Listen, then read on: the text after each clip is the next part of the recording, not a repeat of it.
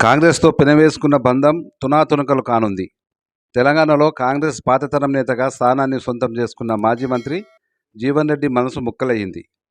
ఉత్తర తెలంగాణలో కాంగ్రెస్కు ట్రేడ్ మార్క్గా ఉన్న జీవన్ రెడ్డి అతి త్వరలో ఆ పార్టీకి రాజీనామా చేసి కారెక్కబోతున్నారు. కాంగ్రెస్తో కటీఫ్కు ముహూర్తం సమీపిస్తున్నది.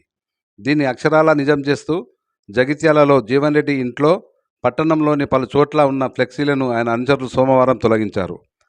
కాంగ్రెస్ ఢిల్లీ పెద్దలు మాట్లాడిన కొద్దిసేపటికే ఫ్లెక్సీల తొలగింపునకు జీవన్ రెడ్డి అనుచరులు రంగంలోకి దిగడం విశేషం.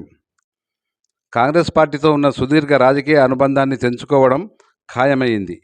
ఈ నేపథ్యంలో Telangana Congress incharge Meenakshi Natarajan, PCC chief Mahesh Kumar Goud చేసిన సంధి ప్రయత్నాలు విఫలమయ్యాయి. బీఆర్ఎస్ నుంచి గెలిచి కాంగ్రెస్లో స్థానిక ఎమ్మెల్యే సంజయ్ చేరినప్పటి నుంచి జీవన్ రెడ్డికి అనేక అవమానాలు ఎదురయ్యాయి.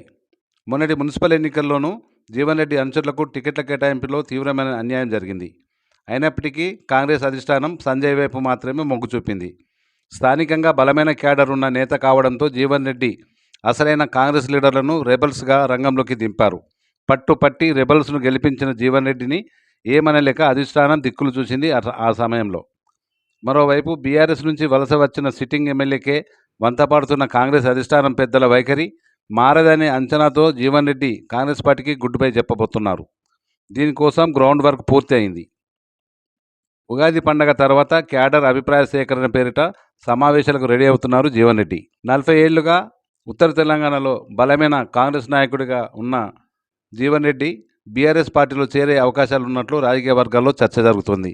ఈ మేరకు జీవన్ రెడ్డితో బీఆర్ఎస్ వర్కింగ్ ప్రెసిడెంట్ కేటీఆర్ సంప్రదింపులు జరిపినట్లు ప్రచారం జరుగుతోంది. ఉత్తర తెలంగాణలో కాంగ్రెస్ పార్టీకి ట్రేడ్ మార్క్గా ఉన్న జీవన్ రెడ్డికి తగిన రాజకీయ విలువ ఇవ్వాలన్న తలంపుతో బీఆర్ఎస్ అధినేత కేసీఆరే స్వయంగా జగిత్యాలకు వచ్చి జీవన్ రెడ్డిని పార్టీలోకి ఆహ్వానించే అవకాశం ఉంది.